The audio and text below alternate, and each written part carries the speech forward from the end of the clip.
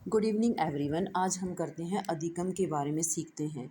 जो हमारा first chapter ही होता है साइकोलॉजी में, अधिगम होता क्या है। कोई जो नए न्यू स्टूडेंट होते हैं उनको यही चीज़ नहीं क्लियर होती है कि अधिगम का मतलब क्या होता है। अगर हमें ये अच्छे से पता नहीं होगा तो हम इस साइकोलॉजी के बारे में नहीं सीख पाएंगे। तो अधिगम का अर्थ क्या होता है, देखो। अधिगम अधिगम क्या नहीं, लर्निंग। लर्निंग होता क्या है, लर्निंग होता है व्यवहार में परिवर्तन।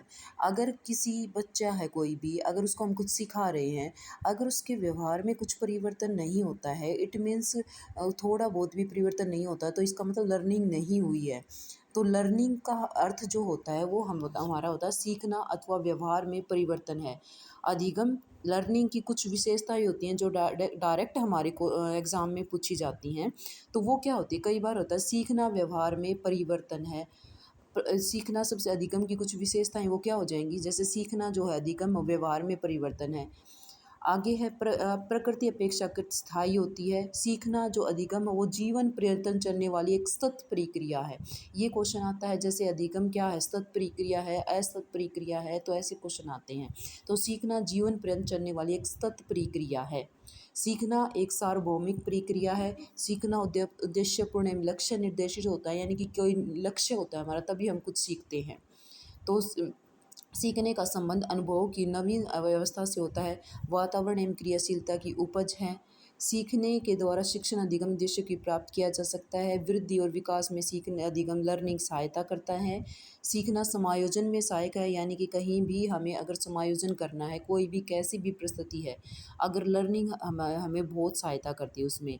तो अधिगम का क्षेत्र बहुत बड़ा है, बहुत विस्तृत है। और अधिगम और विकास, विकास और अधिगम एक दूसरे के पर्याय नहीं है, पर्यायवाची नहीं है कि विकास होगा अधिगम है तो विकास होगा, ऐसा नहीं है। विकास तो हमारा चलता ही रहता है और अधिगम, ये दोनों अलग अलग चीज़ें हैं।